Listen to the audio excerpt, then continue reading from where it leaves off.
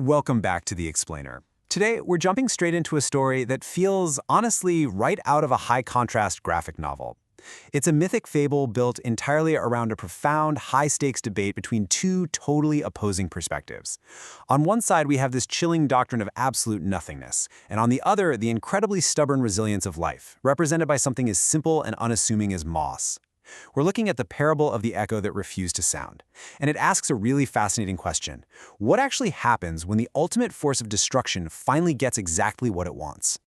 Okay, let's dive into this incredibly evocative opening. Right away, you get this deeply unsettling scene.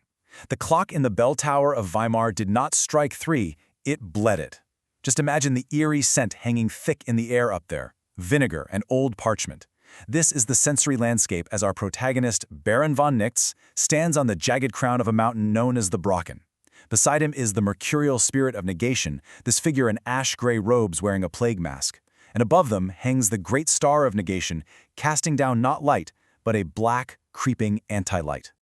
Act 1. The Arithmetic of Nothingness.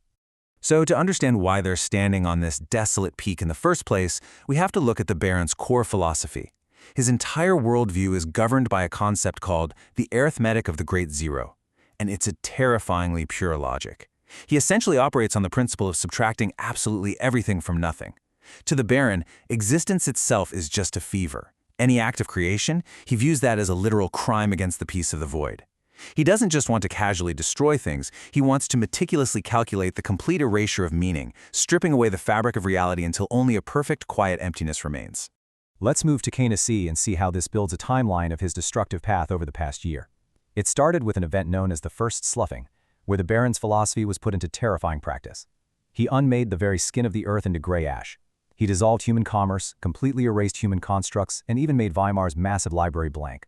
And now, exactly 1 year later, he has returned to the site of his initial conquest, the summit of the Brocken, to basically finish the job. Act 2. The Silence of Total Surrender.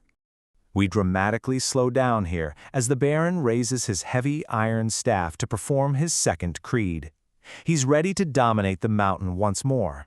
He opens his mouth to speak his dark words, fully expecting the air to scream and protest, or the granite to buckle beneath him, just like it did during the first sloughing. But nothing happens. The mountain did not respond. There is no defiance. There's no screaming air. There's just this incredibly chilling, exhausted silence. And this is where the central irony hits you. The Brocken wasn't resisting him. It was suffering from what the text calls the most unsettling form of defeat, complete surrender. The mountain had simply agreed with his philosophy all the way down. The granite had become gray ash. The moss was entirely gone. The landscape lay before him cooperatively, exhaustedly empty. The Baron had unmade this place so thoroughly that there was literally nothing left to negate. The mountain offered him nothing but the floor of his own argument to stand on. Act 3. The Stubborn Artifact of Life. But right at the height of his absolute victory, this grand architecture of negation starts to show a tiny, fatal crack. Here is where the core allegorical debate visually collides. On one side, you have the Baron's pristine doctrine of absolute nothingness. On the other side, the stubborn resilience of life. And this disruption comes from the most unlikely place you could imagine, the mercurial spirit of negation itself. The very architect of decay suddenly deviates from pure logic. In a moment that totally shatters the Baron's perfect arithmetic, the spirit takes a single step sideways. It steps off the logical path and directly into the dead ash. The text notes that in this movement, the spirit seemed to be remembering what moss felt like. It's a glitch born from something far older and way more stubborn than philosophy. And right there, on the very summit where the Baron expected to find his ultimate, perfect void, he finds a small artifact instead, an oil study of moss. The visual symbolism here is absolutely incredible. Just picture this massive, endless ocean of bleached gray wasteland, totally devoid of color or meaning, and sitting right in the middle of it is this tiny, vibrant splash of painted green life. The Baron's massive void isn't defeated by an army. It's pierced by a small, colorful canvas that just refuses to be unmade. Now, what's really interesting about this slide is the profound simplicity of what he finds next. The Baron turns this little painting over and finds just 4 words scribbled on the back. It was here first.